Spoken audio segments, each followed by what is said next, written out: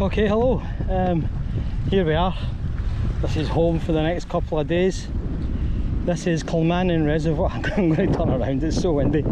It's Kilmannan Reservoir in the Kilpatrick Hills, the foothills of the Campsies, which you can see are just over there and around. You can't really see it here because this has all been harvested, all this forest, but it's been replanted, so it's coming back up again. So it's very, very windy here, but I found a nice little sheltered spot just over the way there, and there's a giant fire pit. It had been dug out and built up for whoever was here last, so I appreciate that. So let's turn around again and we'll be right into the wind. So I'm going to use, let's see my fly, a little gold-headed nymph, just a single one, because it is so windy. I'm almost guaranteed to get snagged and tangled if I try anything else at the moment. But hopefully this wind will die down in a couple of hours. It's about 2:30, 3 o'clock in the afternoon, so I've got plenty of daylight left to have a mess around. So I'm going to go and spend an hour just on that bank over there, just casting in and let my fly drift around. I'll have to film quite sparingly. I only have 3 batteries for the GoPro, and I'm probably going to have to drop down in quality from 4K to 1080. But I don't think that'll really matter for YouTube. So what I'll do is I won't film too much of me, you know, casting and not catching. But if I catch anything interesting, I'll let you know. I didn't bring the net, by the way. I tried all different configurations, but the rucksack was packed absolutely to the brim, and I couldn't fit it in without breaking something or bursting something. I thought, I'm not going to bother, because it's only really little fish that are in here, and I won't need the net for them. But you know, if I do catch anything sizable, then we'll have to work it out from there. Okay, see you in a bit. I think I've just been talking to myself there, and I didn't even the bloody press record. So I found a little sheltered spot. I'm having a few casts. It's difficult to get a cast in with the wind the way it is. You can see the water's really choppy, but I'll give it a go anyway.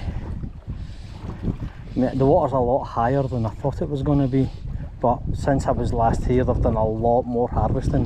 They've taken a lot more trees down, as you can see, and all the water that the trees would have drank is running straight into the reservoir, and it's, I don't know what that means for the fishing. I mean, all the other lochs on the way up are, you know, some of them are on their bare bones, but this one's, you know, higher than I've ever seen it. I mean, just to the north of me there is Burncrooks Reservoir. That's owned, or the fishing rights are owned by the Queen Elizabeth Angling Club, but they're like a secret society. Honestly, you can't find any information about them at all. And the few times I've spoken to people up there who are members of the club asking about joining, they were very, very cagey about it. You know, and it was like, oh, you have to know 2 people who have to sponsor you, and you know, blah blah blah. You have to be in the club to join already, you know. You play golf with the captain or something, I don't know. So, and down to just south of me, just about a mile or so away, probably not even that far, are the John Cochner reservoirs, and those 2 are very much bare bones, you know, typical kind of summer levels. But I can't fish those either, because again they're permit only. That's the Hargate District Angling Club has the fishing rights to those. But got myself tangled again. I'm here, so I'll make the best of it. I'll spend another hour or so finding some little spots here and there. So I've got my lines all tangled up there now. Then I'm going to go over, make some lunch, have a break, and see if this wind dies down a bit. If not, then I'll see what happens then. I might just go for a walk around, see if there's anything else I can do.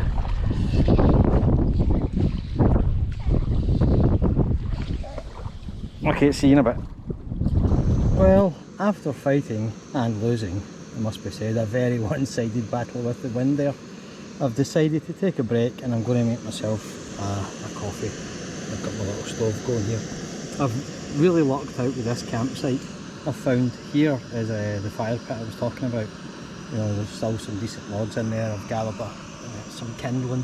I'm going to have a brew and a little thing of tuna, and then I'm going to go gather some more firewood for later on. I've got, there's my tent there. got not the greatest view, but I've got some shelter from this building here. It's part of the water monitoring and purification and whatever system, pumping system probably. So it's very, very sheltered here. The wind seems to have died down a little. I suppose one of the consequences of cutting all those trees down, as well as flooding the reservoir, is that there's no windbreak anymore. So can't be helped, I suppose. So yeah, I'm just going to have myself a coffee, gather up some firewood, and then we'll see how things go. Maybe have another hour or so before dinner, and then we'll start sort of thinking about what to do for the night. So I'll see you in a wee bit. Right, so that was a surprise. There's a little burn just runs off the reservoir, and I thought I'd have a cast in, and I've got this little thing. It's only what, 6 inches long, but it's a fish. It's broke the blank, so I'll take it. Oh, I better put it back. Right, so it's 6 o'clock, more or less. You can probably see it. Turn it down a bit. The wind has not settled down for a moment. It hasn't given me a break at all. So I'm just going to stop fishing for now because it's not any fun. I'm just making myself my evening meals, chicken tikka and rice. I've collected some more firewood and I just made myself as comfortable as I can. So what I'm going to do is I'm going to have my meal and then I'm going to go for a walk, and maybe about a mile or so behind me up to Kilmannan Reservoir, because there's an absolutely fantastic viewpoint from there. I may take a couple of pictures so you can kind of see where I am and why I came here. It's it isn't too remote, but it's remote enough that the sail rail Fleeto don't usually make the effort to come out. So I've only seen 2 cyclists and 1 walker since I got here about 5 hours ago, 5 hours ago. So it's been a good day so far, but yeah, some little swallows or house martins. I'm not sure which one they are. Bigger than the city house martins, but I don't think they're swallows. And I saw a couple of buzzards earlier on, so that's good. So yeah, I may take you over with me when I go across to Burncrooks, and then we'll see from there. So I'm just going to turn up the heat on my dinner, get it sizzling, and we're good to go. Ta-ra for now. Got one at last out the reservoir.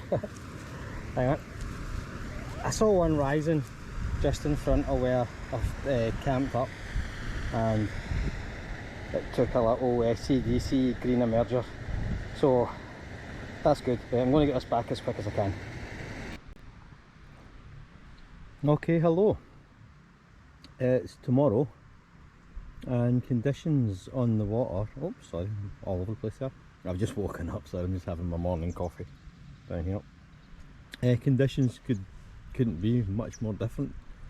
It's almost completely flat, calm on, well, at this part of the water anyway. There's a bit of a breeze coming from the northwest, not too bad though.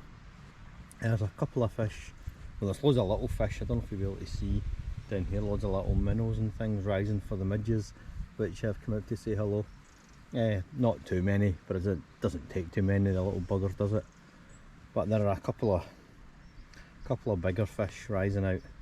Look like they're taking, I think it's a daddy longlegs on the water, or maybe, it's hard to tell from this distance.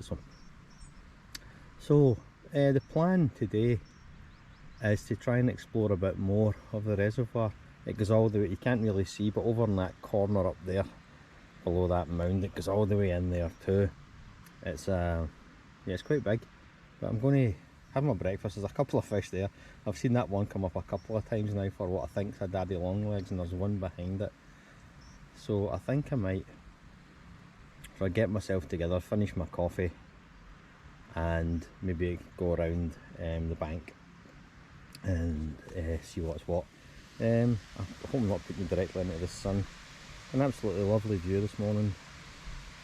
Quite quiet. The only problem I've had all night is there's an overflow pipe down there. It feeds that little burn. And I think because the water is so flooded that it's been working overtime, and it's been just non-stop, that noise all night, but you get used to it. So I'm going to go make myself, well, I've already got my coffee, I'm going to go and drink my coffee, make myself as midgie proof as possible, then I'll come back down and maybe have a go at these fish, because there's a couple down there that are rising quite regularly. I don't think I'm going to stay tonight again. The plan was to stay tonight and leave tomorrow morning, but we'll see how it goes. I might get to like kind of mid-afternoon kind of tea time when I decide just to pack up, but it doesn't make much difference, does it? I've just noticed somewhere on that tree somebody's put one of those pine scented car air fresheners on it. It's a bit redundant, but never mind.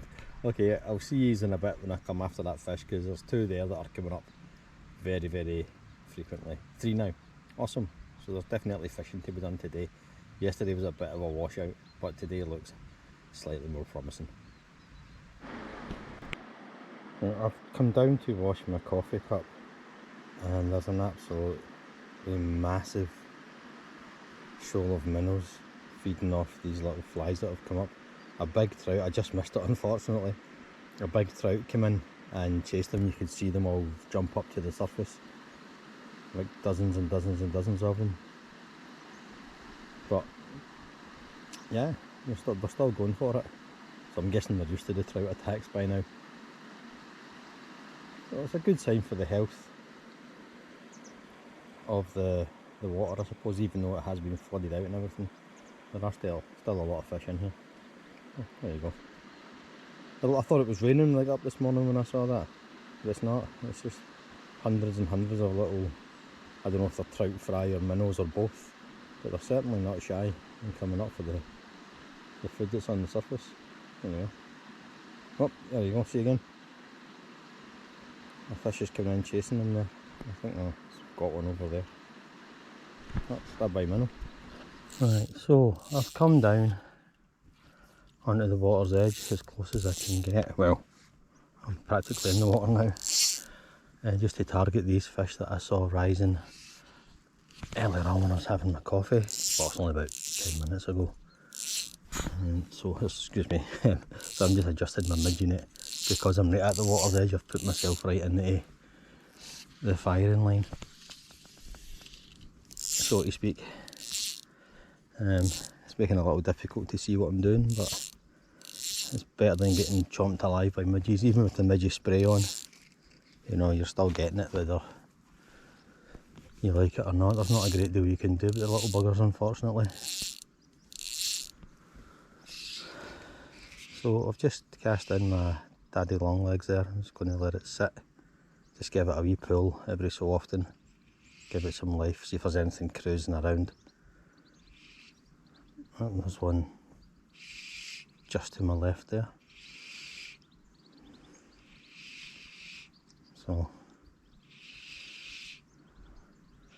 I think it's going to have to be seek and destroy today. And there's one right in front of me. That's too big to be a minnow, I think, so that's probably a little trout. Yeah, that's definitely a trout, so I'll just put that right on top of it, come up there, see if it'll come up again. Yes, it's going to have to just be, I think, just cast out to anything I see rising. For now, there's a much bigger fish over there. That's where I started out yesterday. But the wind was right in my face and it was making it just too difficult. I kept getting caught up in all the little trees. This is where I learned to fish, along that bank there.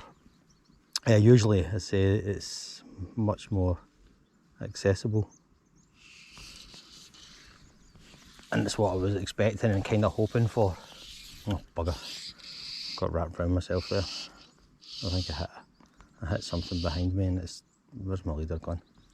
It's caught the end of my main line. I won't catch anything that way. So yeah, I used to fish along that little bank there. It's quite shallow when the water's at its normal level, and you can cast out, you know, 30 yards or so into a little shelf where a lot of fish would just sit and cruise around and picking food off the surface. And I used to spend hours just you know, learning how to cast, and it was a catch every other cast, you know. It was great fun, and it put me in the a good place, you know. There's nothing worse when you're learning and you're not catching. It just puts you off. But because I was catching frequently, I got, you know, really into it. I was a much younger man, obviously. Before that, I'd just been going down to the local little burns and stuff and fishing with a worm, you know, on a little ½ ounce weight, or letting it afloat at the canal or whatever. But fly fishing always seemed like sort of a different world, you know. It was like you'd see it in the magazines or occasionally on TV, and it was the Royal Spey and things like that, and so these hugely expensive rods and reels, and you had to have a gilly out with you, and there was a piper on, and there was these big estates, and I thought that was, you know, I was from some grotty little council estate. That wasn't, you know, it wasn't my experience of fishing at all. So I always felt like fly fishing was something beyond me. But I got myself a little starter set, you know, a little Ron Thompson thing or whatever it was, can't even remember now. You know, some flies by the dozen. And I come up here and a couple other reservoirs around and spent a few months learning how to do it. And I was lucky, and there was a couple of older guys from one of the clubs over the way, the Hargate and District Angling Club.